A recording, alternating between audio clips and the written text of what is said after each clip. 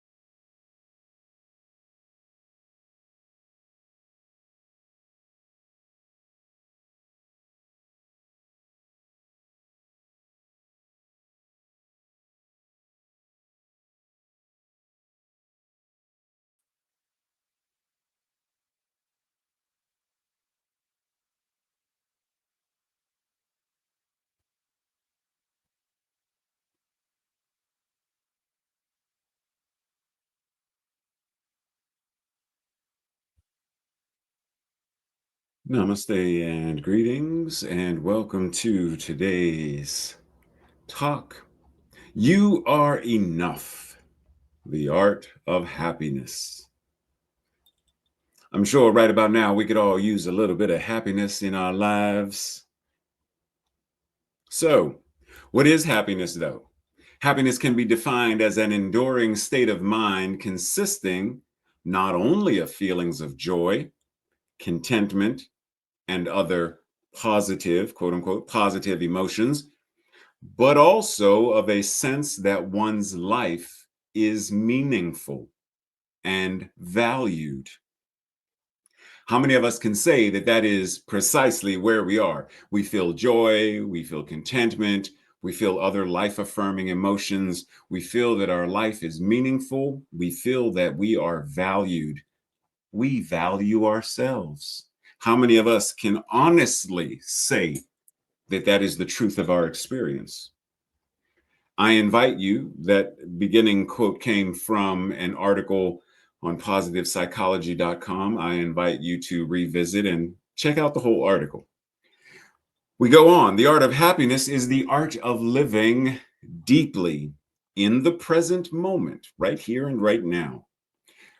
With mindfulness and with insight, we can free ourselves from restlessness, cravings, distractions, resentments, grievances, etc., and other attachments, and realize we already have enough and we are enough to therefore be content with our lives.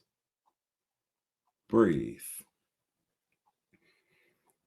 So just in general, suppose you're walking down the street, you're walking down Constitution Avenue in DC, and someone walks up to you with a microphone and they say, "Excuse me, what is your definition of happiness?" How would you respond? The general definition, the state of being happy. Okay, I got you. I don't usually like to use part of the word in the definition, but okay, the state of being happy. Happiness is a sense of well-being, joy or contentment, as we just said. When people are successful or safe or lucky, they feel happiness. Okay. We've thrown out this word happy a couple of times. We're going to talk about that in a moment. But, the pursuit of happiness is one of the things that our country, the United States of America, is, based on or rooted in. We have that as one of our foundational statements. And different people experience or feel happiness for different reasons. And there is no one size fits all when it comes to approaching or creating or solving any of the issues or problems around the equation. What is happiness? What creates happiness? And yet, our invitation is still to go deeper to find out, how do we create not the pursuit of happiness, but the experience of happiness for all people. As I said previously, using the word as part of the definition. So, what does it mean to be happy? To feel happy. Generally, the definition: feeling or showing pleasure or contentment, a sense of confidence in or a satisfaction with a person, a situation, an experience, etc.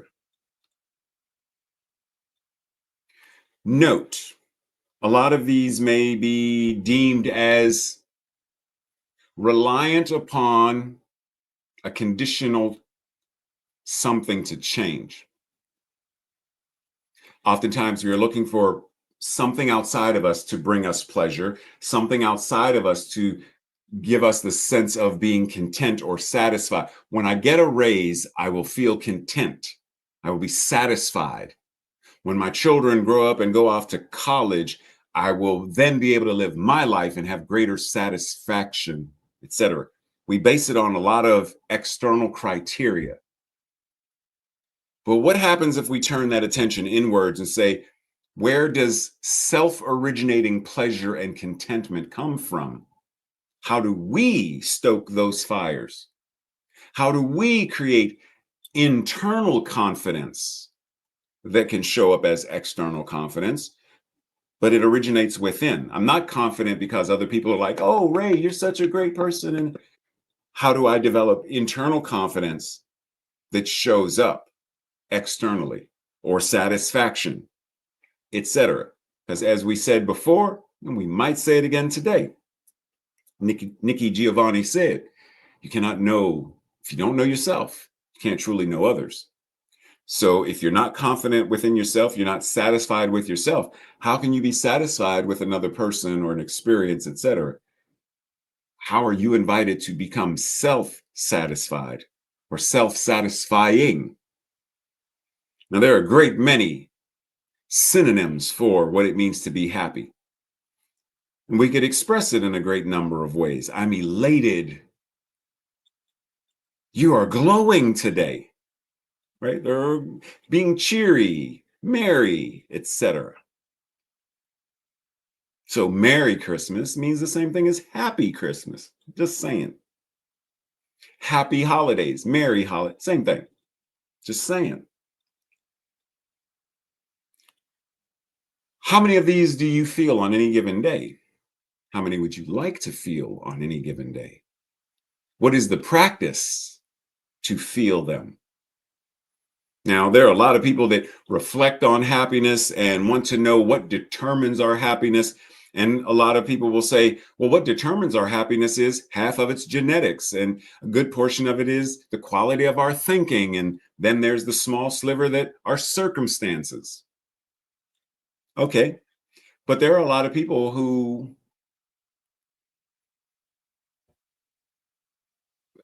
variety of reasons, will argue this. And that's cool. That's cool because it starts the discussion. But for yourself, ask, to what degree does genetics play into my happiness? Can I be happy regardless of my genetics? To what degree is the quality of my thinking creating happiness? What of my circumstances or my experiences? What is the impact of that?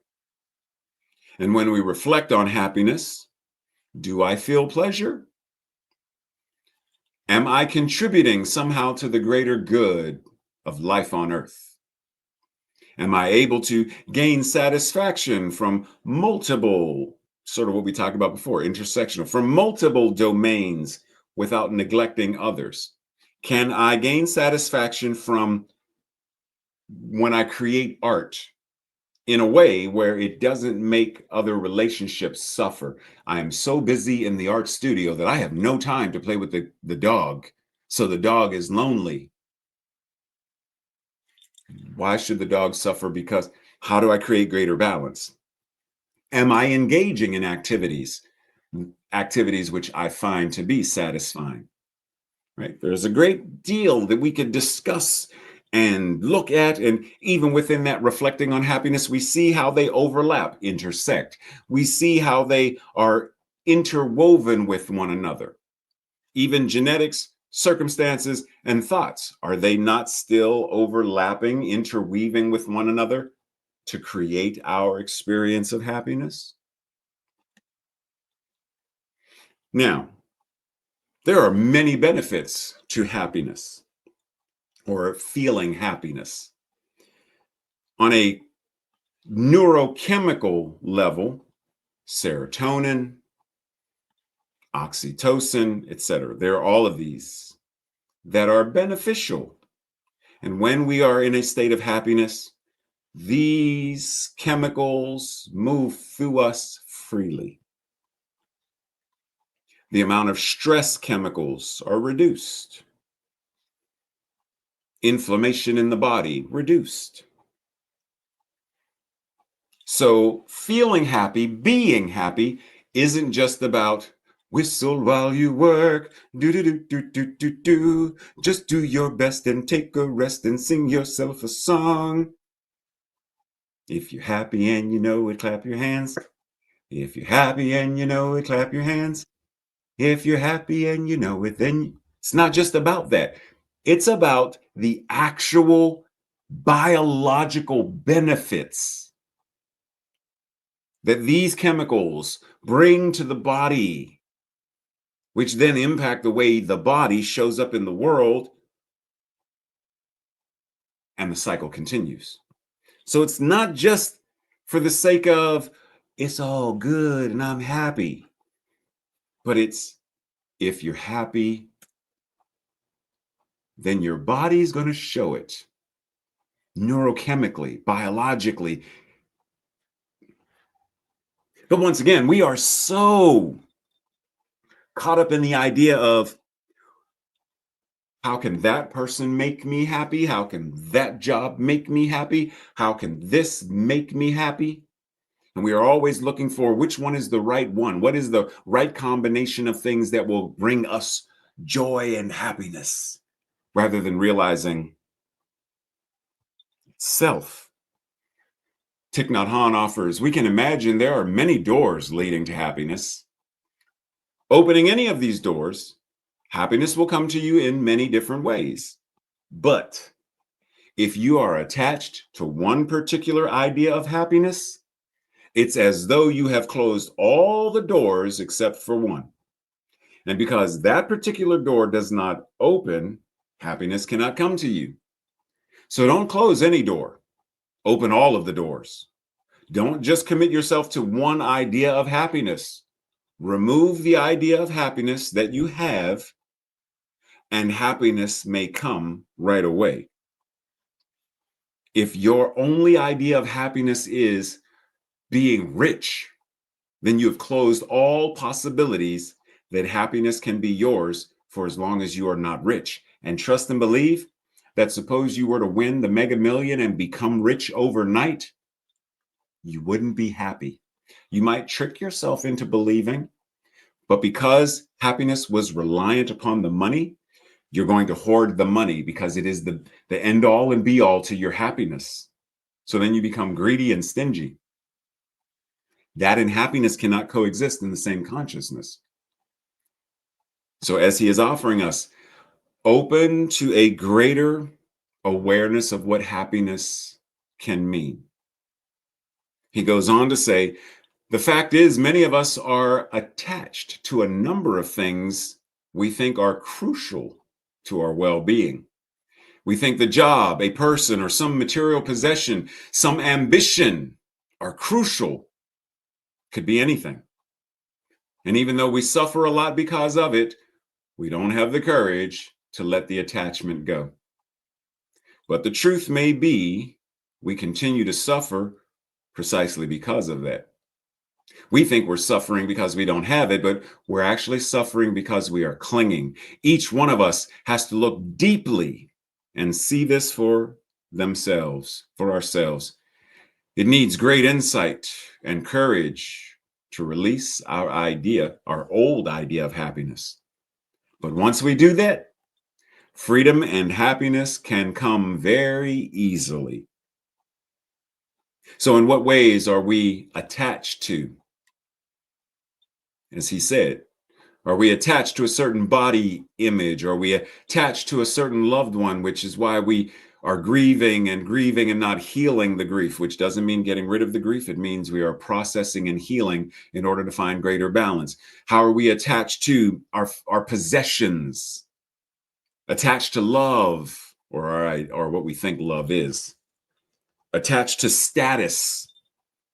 So many non-life affirming attachments that we are invited to have the courage and the bravery, the audacity to let go of. And as I said earlier, Nikki Giovanni reminds us, if you don't understand yourself, you don't understand anybody else. If you are not happy with yourself, you're not going to truly be happy with anyone else. Not truly, not fully. You may on a scale of 1 to 10, 10 being ecstatic joy and merriment. And you don't feel any of that for yourself. So you might be at a 2. You'll be able to be happy and ecstatic and joyful with others at a 2 when it could be a 10. Do you understand yourself? Pema Chodron says it's painful to face how we harm others, and it takes a while. It's a journey that happens because of our commitment to staying awake, our commitment to being mindful. It is that commitment that gives us the ability to face the ways we may be, in fact, causing harm to others or to the environment. And coming to this realization, as she says, may take a while. It is a journey, but it is the journey we are invited to take. Do we harm others because on some level we are harming ourselves? And I ask that because for a variety of reasons, but I ask it because do we deny happiness to others because we deny it to ourselves? Do we deny freedom to another because we deny it to ourselves? Just saying. And I know some of us may feel like the system is preventing our ability to be happy. And to a certain degree, I'm right there with you and understand completely. But I also want to encourage us to understand that as this image says, are you happy? No. Do you want to be happy? Yes. Then something has to change. Are you happy? No. Do you want to be happy? No. Then keep doing whatever you're doing. Are you happy? Yes. Then keep doing whatever you're doing. And I reference this specifically to say, you don't feel happy? No. But you want to be? Yes. Then what are you invited to change? Even when you say, well, I can't change. The system in the United States of America as a transgender person is right now trying to demonize me and vilify, and it's removing my rights to be for my own body autonomy. It's refusing. I got you. Yes, that's it. That is, in fact, what's going on. And yet, when we look at the lives of others who have faced similar oppression for a variety of reasons, enslavement was a big thing in this country for centuries. And individuals such as these two said, are you happy? No. Do you want to be happy? Yes. Change something. Emancipation. And in the case of both of these two, they continue to do the work to help others become emancipated. So are you happy? No. Do you want to be happy? Yes. Then what are you invited to change in order to be it, in order to experience it? And yes, once again, I understand that there is a legal system, there is a governmental system that may be preventing and uh, vilifying, yes, because at one point, all of these things, Jim Crow was legal, slavery was legal, the Holocaust was legal. But legal does not mean just. And as the suffragists would say, to ask freedom for women is not a crime. Suffrage prisoners should not be treated as criminals. To that, I also add to ask for equity, justice, liberty, freedom, human rights, dignity is to ask for a world that works for all. Equal rights for me does not mean less rights for you or for anyone else. For a transgender person to receive effective and healthy medical care as a transgender person does not impact my health care at all, nor does it impact yours. In fact, the happier and healthier they are, the greater is their contribution to the collective consciousness. So it is actually more beneficial to ensure that that transgender person is happy and healthy, that that person who desires to be clean and sober is happy and healthy, that that unhoused person receives whatever they need to receive to be happy and healthy. It actually benefits us as a culture, as a society, as a planet to take care of one another. As Yeshua said, take care of the least of these, for what you have done to them, you have in effect done to me. Oh, doesn't that connect to what we said last week about being meta-dependent, intra-dependent? What we do to one impacts all, impacts us. So once again, are you happy? Yes, then keep doing what you're doing. No, but you want to be happy? What are you invited to change? And that change starts with ourselves. Do we have self-hatred? Is that self-hatred outpicturing as hatred towards another? Let that sink in. Do I hate gay people because somewhere within me, I may be a closeted gay person and I hate myself for it? I may hate myself for some other reason and I'm letting it come out on them, right? We know this kind of thing happens quite often. Someone who's angry, something happened at work, and they come home and they take it out on the wife, the husband, the children, the partner, the pets. They take it out on someone else. It was done to them. They internalized it. And the rage came out. We know this happens. And as spiritual people in this teaching, we are invited to go into the space of consciousness to identify, is there any self-hatred? Is there any projection of hatred? And maybe it's not hatred, maybe it's fear. Where am I overflowing with or being submerged by or whatever? Fear. Fear of another, fear of a situation. And when is this the very thing that's prohibiting me from being free and therefore being happy?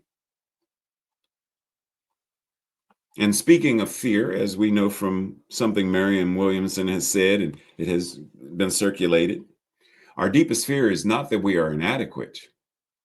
Our deepest fear is that we are powerful beyond measure. It is our light, not our darkness, that most frightens us. Are we afraid of how powerful we are, and so we settle for less? We are afraid of how powerful we are, so we continue to accept abuse and trauma and pain and all sorts of things, and we never reach a point when enough is enough. Because to get to the space of enough was enough before enough was enough. To get to that space means we have to be willing to establish a boundary and live by it.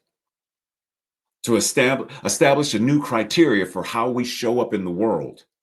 To embody that light and be that light in the world.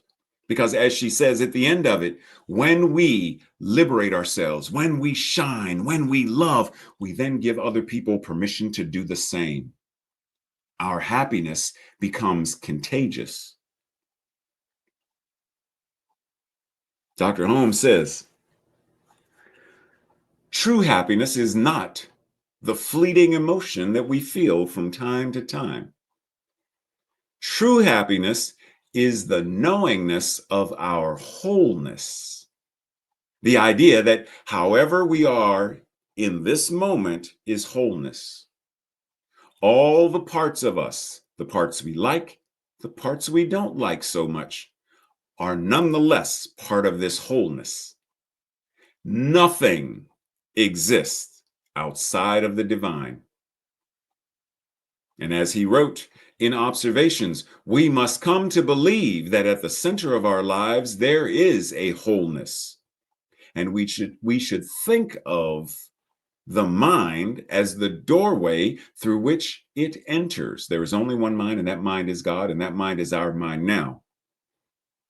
The mind is the doorway through which this wholeness enters into our being, enters into our awareness.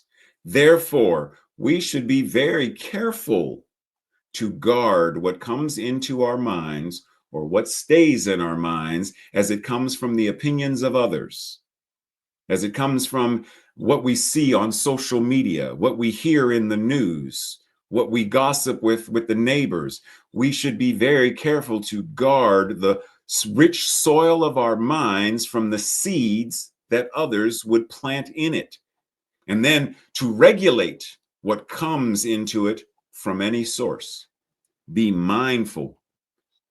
We are mindful when we are thinking healthy. We are mindful of what we eat. And even those people who, they eat 10 Big Macs a day, 4 dozen donuts, 6 pots of coffee, etc. Even them, they're mindful enough to say, but I know I'm not supposed to eat this battery. I know I'm not supposed to drink bleach, even though a former politician once said that that's how we get rid of COVID. Even they understand that there are still certain things you do not ingest. Do we have the same level of stewardship in terms of what we ingest? So we don't ingest poisons or toxins. We're not ingesting poisons and toxins psychologically, mentally, spiritually. Are we willing to become greater stewards to regulate that aspect of what comes into our mind and what stays in our mind? Charlie Brown says, I think I'm afraid to be happy because whenever I get too happy, something bad always happens. Murphy's Law. The idea that we're always waiting for the other shoe to drop. Understood, but why? Why is that the consciousness that we are continuing to sow into the soil, knowing that that's the harvest we're going to continue to reap? Mark Twain said, I have spent most of my time worrying about things that have never happened. Worrying is not an action. In fact, it is an action that alleviates concern and dissipates worries. Okay? Take more actions when you feel that worry is creeping in to steal your time. Okay? It need not be a huge action. Any action in the direction of what you want to go, the direction of where you want to go, the direction of where you want to be, any action in that direction will do. Okay? So worry is not an action. But an action is the very thing that will alleviate the worry. Okay? So what does that mean? It means the same thing that many psychotherapists and therapists and counselors say, that when you feel grief, sadness, whatever that is, get up and walk, go outside, look up at the sky. They encourage you to take some small action. Doesn't have to be major. Go to the mailbox outside. Go to the front door and step out on the porch. Something to get that condition of whatever's going on in our minds and our emotions. It breaks up that pattern. So worry is not an action, but in fact, it is action that will be the thing that alleviates the worry, the dread, the fear. And it is that action that then gives way for the rise of joy and happiness. So whether it's worry or it's doubt or it's fear, whatever it is that is non-life affirming in our faiths or our beliefs, taking action changes the pattern. And the more we take action, the more we change the pattern. And the more we change the pattern, the more we change the outcome. What keeps us from knowing and embodying this sense of wholeness is a belief that we are not enough. Ooh, did he just go there? Did Dr. Holmes just go there? That we are not enough and that there is not enough in the world. Lack and scarcity. Back of unhappiness, Dr. Holmes writes, is the thought that there is not good enough, not love enough, not peace enough, not health enough, nor is there understanding enough to go around. And so that, as a result, some of us lack. Some of us are short of the good things of life because there isn't enough to go around. And that very lack and scarcity consciousness, the belief in that, is what causes us to prevent ourselves from feeling the wholeness, the perfection, and the completeness, therefore the happiness. What did Nikki Giovanni say? If you don't know yourself, do we know ourselves as whole, perfect, and complete? Or do we still buy into the idea that because I can't balance my checkbook, I'm clearly not perfect? Because I have 10 parking tickets or speeding tickets or whatever tickets, clearly I'm not perfect. I might need surgery on my elbow, so clearly I'm not perfect. I got a toothache. Clearly I'm not perfect. I'm not whole or whatever. I'm not connected. I'm not married. I'm not in a relationship. Clearly I'm not. It's that idea versus I'm whole, perfect, and complete no matter what. Surgery or no surgery. I'm whole, perfect, and complete no matter what. Money or no money. I'm whole, perfect, and complete no matter what. House, apartment, or no house or no apartment. If I'm living in a mansion or on the street, I am still whole, perfect, and complete because that which God is still me. It doesn't matter. And when we have that realization, it starts to change how we act because the belief is different. And if the belief is different, then everything else is going to be different. Now,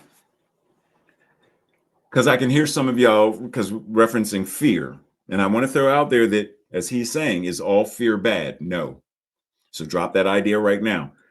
Fear is a natural response to certain things that occur in our lives, and it gives us the ability in a variety of situations to have a variety of, when we talk about the happiness hormones and chemicals and neurochemistry, etc. There is also adrenaline that will flow through our system when fear arises. And it is the adrenaline that gives us the ability to fight or flight. It gives us the ability to survive.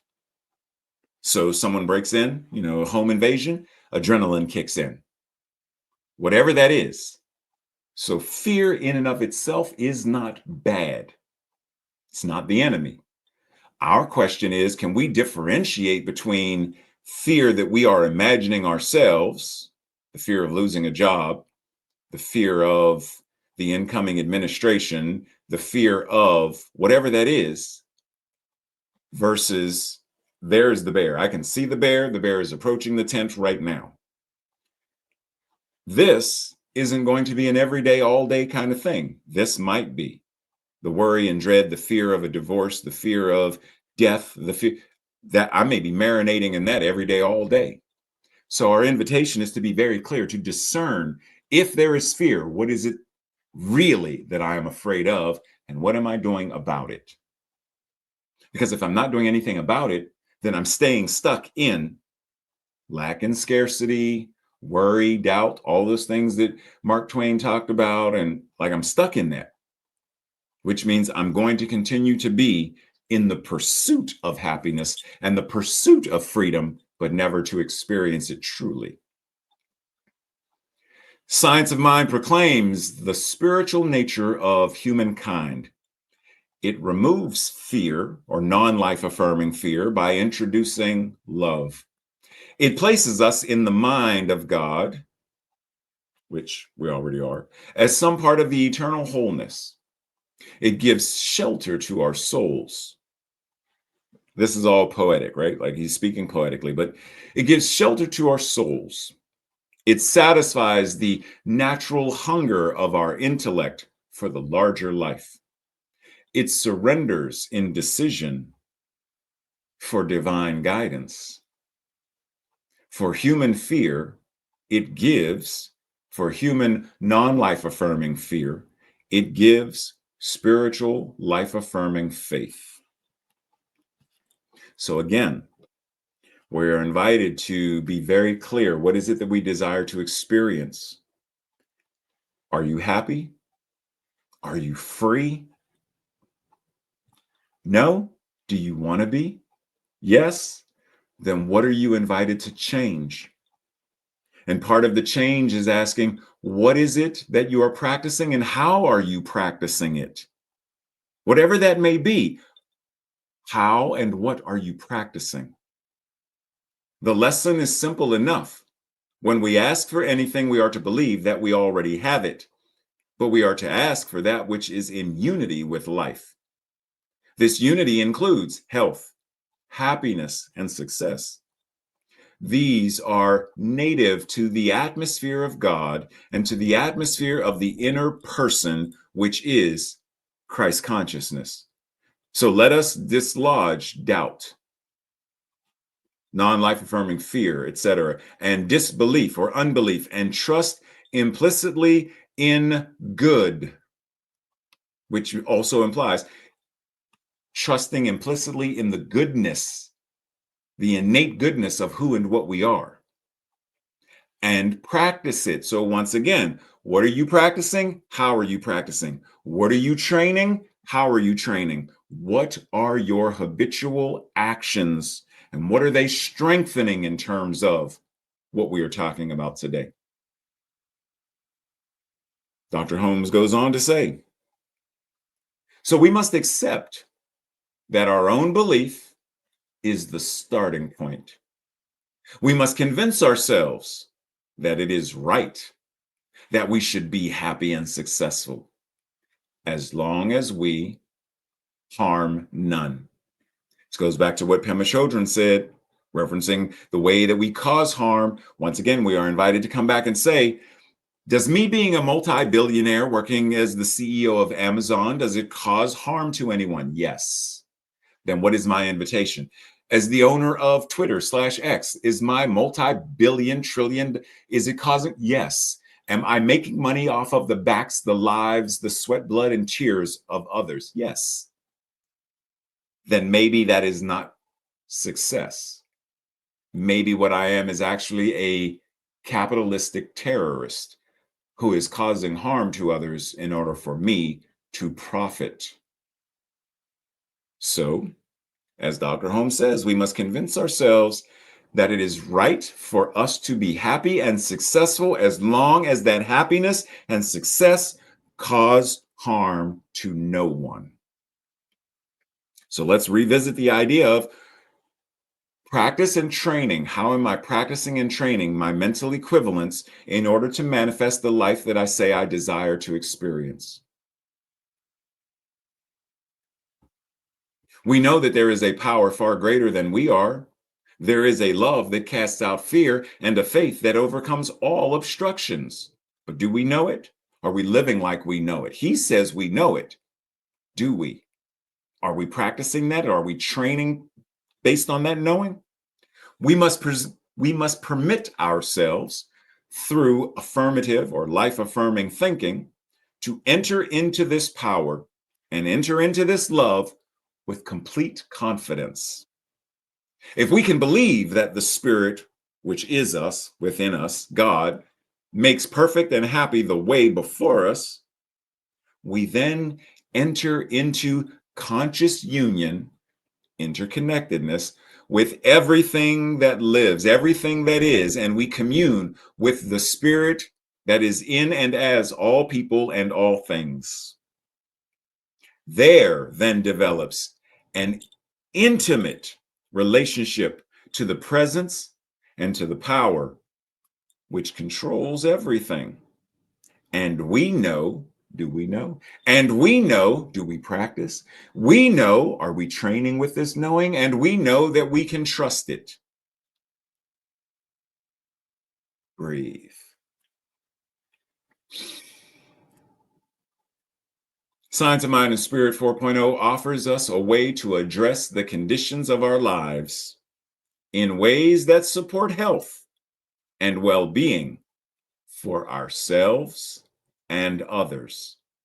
And this is because Science of Mind 4.0, as a liberation theology, offers trauma-informed spirituality rather than metaphysical malpractice and spiritual bypass, which compounds the trauma. We have practices that fortify our foundation in realistic, relevant, and life-affirming ways. Rather than denying our humanity, we honor and we celebrate it as a demonstration of our divinity. The more we face the truth of our own being as incarnations of Source, the more we can embrace, embody, and enjoy the fullness of the universe with wonder and awe. The more we live this truth, the more we practice this truth, the more we train in this truth, the more we change the systems. And doing so impacts the collective consciousness and the collective experience, which evolves and liberates all. Breathe. This week's affirmation or declaration, I will say it first, and if it resonates with you, repeat it with me the second time around. I embrace life's wonder and awe, and I am happy because I know I am enough.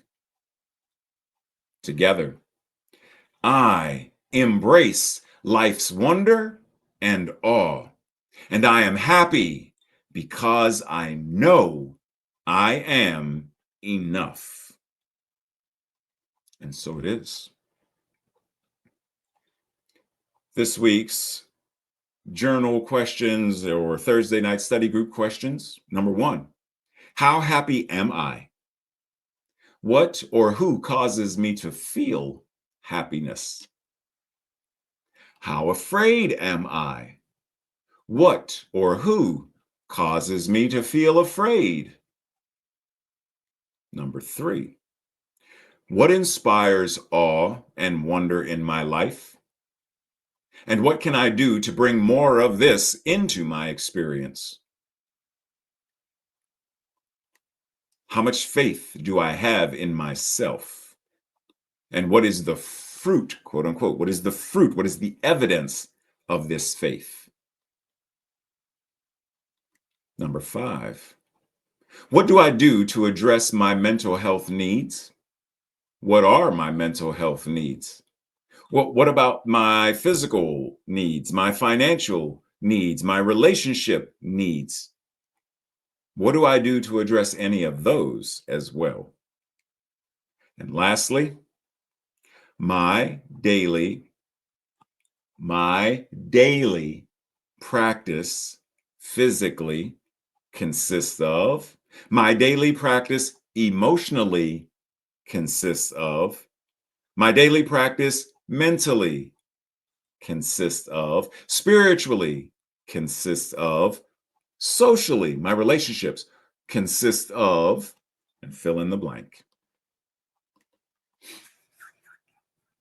Breathe as we enter into that space. As we do our closing prayer, knowing that the infinite, the allness of God is the very expression of this thing called wholeness, the very expression of this thing called happiness and joy and merriment, awe and wonder. And because that is the truth of God, it is also the truth of me. It is the truth of we. It is the truth of all that is. And so I sit in this space of simply letting that truth marinate as I bask in the sheer light and brilliance of this truth, knowing that that light is my light. And that light is not this little light of mine. It is a great, grand, vast light of the infinite awareness. It is the enlightenment of the universe. And what is true of it is true of me. So I acknowledge my own enlightenment, my own meta sectionality, the manner in which I am interwoven with all of creation, all that God is, knowing that I need not pursue happiness. Happiness is the nature of my being. Awe and wonder, the nature of my being.